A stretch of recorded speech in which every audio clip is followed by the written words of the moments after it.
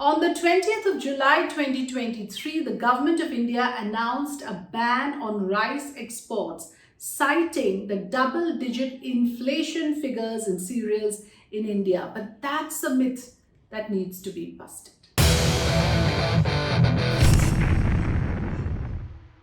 So how convincing is it really that the rice ban export was necessary to protect domestic prices? We will come to the figures there, but let's tell you here that this decision of the Government of India has sent ripples across African nations that depend heavily on imports of rice from India, and also two of our neighbors, Thailand and Nepal. The rice-eating nations are impacted because of this decision owing to their dependence on rice imports from India. So it's detrimental in a way to India's image as a global leader in the G20 conglomerate, a position that India has been trying to consolidate. So these kind of knee-jerk reactions make India an undependable partner. But besides that, let's now look at the figures as to, is it really the case that India needed to ban rice exports because of the rising domestic prices and inflationary pressures? So if I take you through the figures here, what you will see is that in the total global produce of 55.6 million metric ton, India's share is 40%. That's how important India's position is as a rice producing nation. Share among rice exporting nations is 50%. So you can just imagine, if a country like this bans exports, it's going to have a ripple effect across many nations. So categories of rice that are exported: basmati, non-basmati white rice, parboiled rice and broken rice.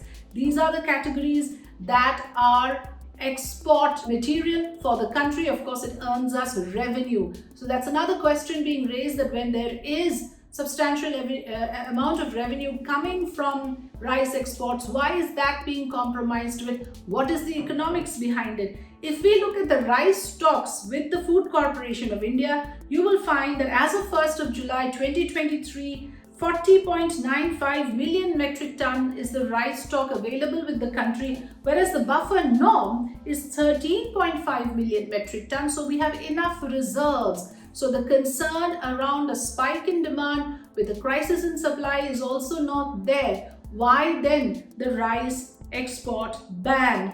And just to give you a breakdown of cereal production in 2022-2023, the total produced 330.5 million metric ton, rice 135.5 million metric ton, wheat 112.7 million metric ton, and coarse cereals 101.8 million metric ton. So what are we trying to bust here? We're trying to bust this argument that the rice ban export was necessary. Now there is one more thing that I have to add here, that the Government of India provides rice to the tune of 5 kgs per person per month to 800 million people under the PM Garib Kalyan Yojna.